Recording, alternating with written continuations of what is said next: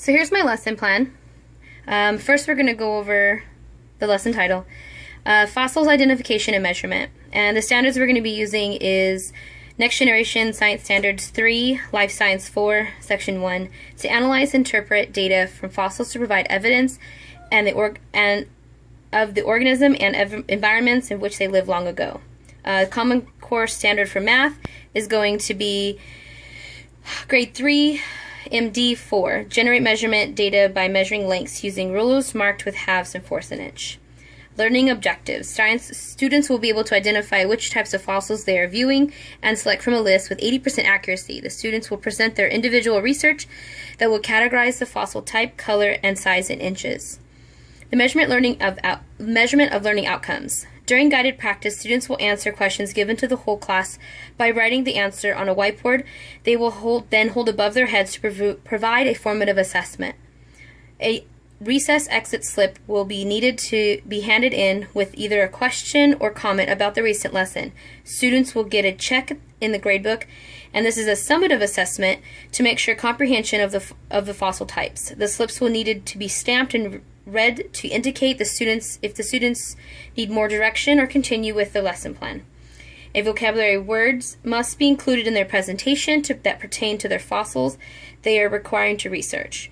Each student will present their fossil finds, research, and poster board on Thursday to the class. Each student will then be able to explain their findings and why they believe their fossil is a certain type. They should also have one source listed on the back of their presentation. The description of habits of mind, we're working with 3. Thinking interdependently, group work, questioning and posing problems. This is the known and questions at the beginning of the lesson. Thinking and communicating with clarity and precision. Those will be performed through presenting their findings. The vocabulary list is body fossils, mold fossils, trace fossils, cast fossils, resin fossils, impression, organism, negative impression, and fossil.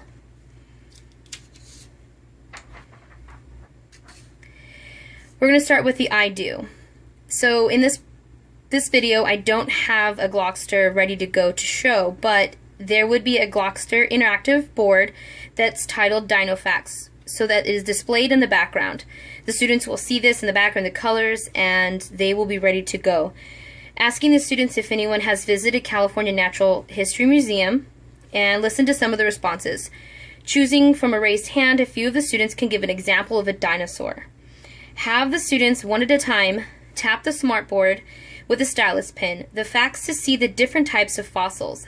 This will be something in the effects that matches their handout, which looks like this. So on the Glockster, images such as this dinosaur with body fossils, so it will have the word body fossils, and when they tap the image, the dinosaur fossil would appear, and so on and so forth for trace fossils, and showing the image of what it looks like. Possibly some of the facts would be listed below that. So then, after some of the students have done that, asking the students what they know about fossils. So asking them, just kind of giving them an idea of what they're working with, asking them what they know, and seeing what their responses are. Creating a known and answer column in their science journals. They would be able to write all the known facts that the other students would present by raising their hand. Explain to the students, after we've gotten the known and the questions down, after the known is completed, then we would explain to the students, today we're going to learn about different types of fossils. We will also measure their size using an inch paper ruler, which looks like this, and you would also display that to the class. It's paper, and it's easy to cut out. It is to scale. And then they will create Fast Fung's flap book, which looks like this, and it actually flips, and it shows the different facts that they learned, and they can use this at their desk when they're doing their research. Then they will also work in groups to analyze fossils, and what they do in their groups is they will be handed these pictures, which actually have different types of fossils, and there are several series of these fossils, and they're listed 1, 2, 3, 4, so on. And one group at a time will have one sheet, and they will work together identifying the fossil by using their flat book, and they will also measure it using their inch rulers. They will record this information in their math journal. So what we do is for asking So then, after they've completed and created this understanding, the instruction would be asking the students what kind of questions they could create for someone when researching about fossils. So kind of showing them through the smartboard what a person looks like or what a field work looks like when finding fossils. Some images from Montana dig site would be on the Glockster. Having them write down in the questions column. So then you would prompt the students to ask questions, and then you would write that down on the smartboard so that they can copy that into their science journal.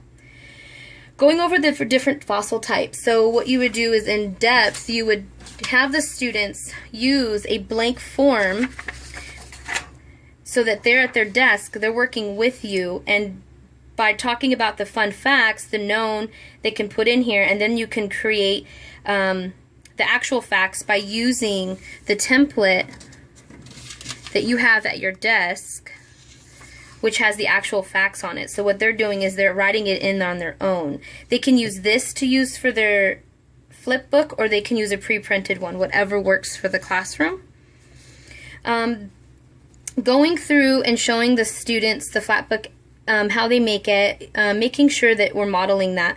So there's 3 parts to this lesson plan, and each part would be done separately. So part 1 would be completed, which is the fun facts flip book.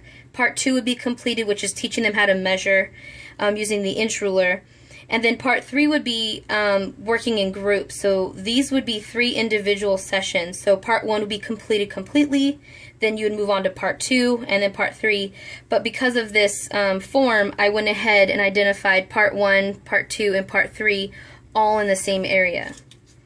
So part 1, modeling, having the students, after they've been handed everything they will be working with for the entire day, you will show the students how to fold the cardstock and go through that process, showing them how to glue and so on. Then in part 2, you would show the students how to measure their fossil with the paper, and you would use a projector of an image of a fossil, not necessarily this one, but any image that was created, and using your inch ruler to show them how you measured this fossil. So this fossil, here's one part of the spider's leg, or to the arachnid's leg to the other, and you would show them how to measure that using the inches, half inches, and quarter. Next, part 3 would be group work, using any table in the classroom as an example to show how the facts would move around the classroom and record the data in their math journal. They would work in groups to actually go through this, as I had mentioned before, and they would measure the different fossils, to describe the color, and then they would identify that this fossil indeed is actually a mold fossil by using their Fast Fun book that they had, their Fun Facts book that they had already created in a group. And so they have about 4 minutes to work together to try to create this fast fact for their fossil finds. Remember, this would actually go inside their math book because we want them to use the inches, which is really important. So after you've done modeling and you've gone through and you've done some guided practice showing the students how to properly glue and fold their sections, measuring, checking for their measurement by having the students use the ruler to measure a pencil would be easy for them because that's something that they can see the end and top of. Having them write their findings down while you measure your pencil on the projector and record the inches.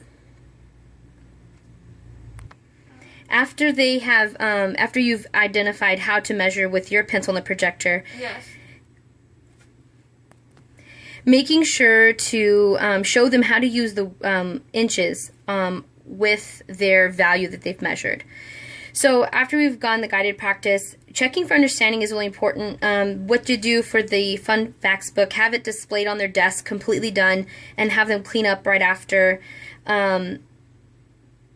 If they've completely finished their book, that's fine, because this is something that's real simple, it's very juvenile.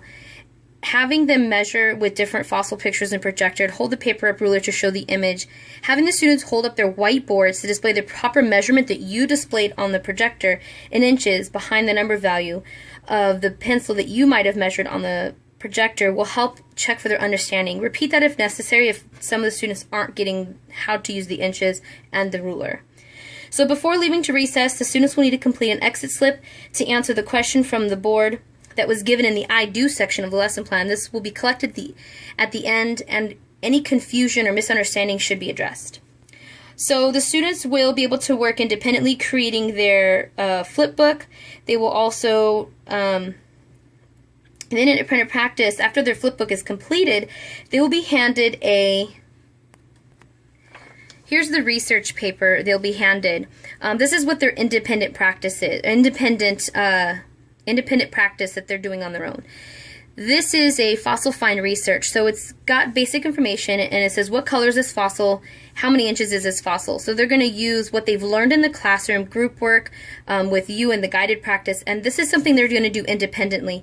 Then they're going to draw a different type of fossil. Most students will probably use something they already have from their flip book.